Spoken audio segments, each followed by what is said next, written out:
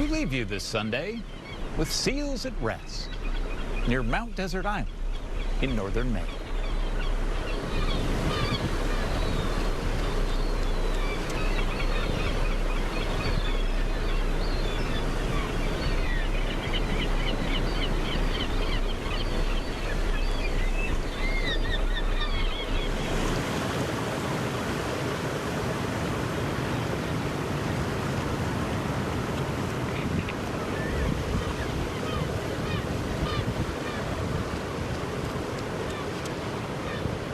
I'm Lee Cowan.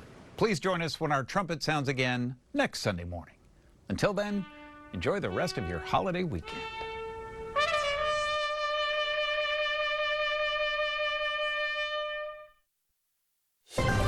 I'm Nancy Cordes in Washington, and this week on Face the Nation, U.S. negotiators appear to be nearing a peace agreement with Iran.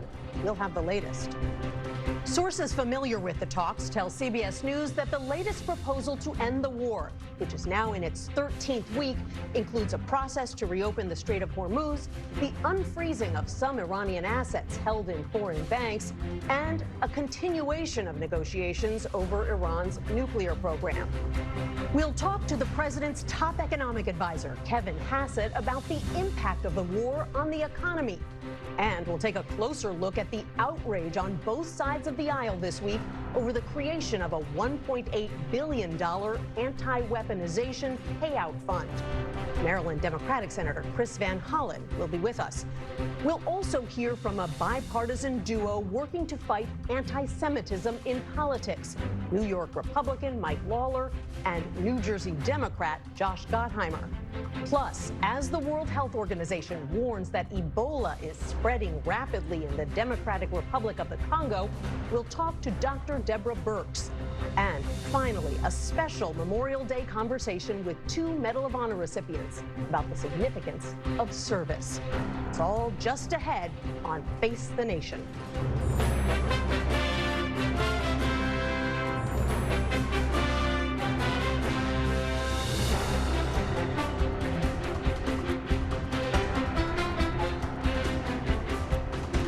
Good morning and welcome to Face the Nation. Margaret is off. I'm Nancy Cordes. On this holiday weekend, President Trump has been hard at work at the White House to iron out an agreement with Iran. When I spoke to the president on Saturday, he sounded upbeat about the potential for a deal and said that he, quote, wouldn't even be talking about an agreement if it did not prevent Iran from having a nuclear weapon, adding, quote, we're getting everything we want. I will only sign a deal where we get everything we want.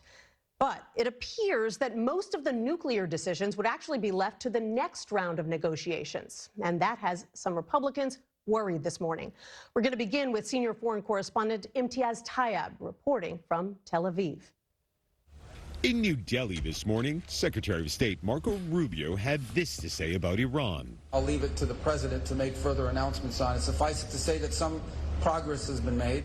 On Saturday, President Trump held a conference call with leaders of several Arab and Muslim countries, including Saudi Arabia, Qatar, Egypt, Turkey, the UAE, and Pakistan.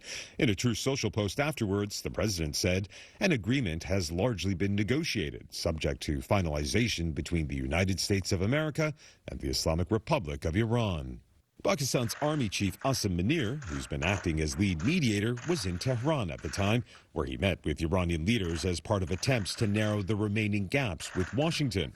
At a media briefing, Iran's foreign ministry spokesman Asma Baghai said over the past week the process has moved towards reducing the points of disagreement, but there are still issues that need to be discussed through the mediators. Those points of disagreement include the fate of the Strait of Hormuz, Iran's frozen assets in foreign banks, and its nuclear program, which includes a large stockpile of nearly bomb-grade, highly enriched uranium, which the president says is his red line.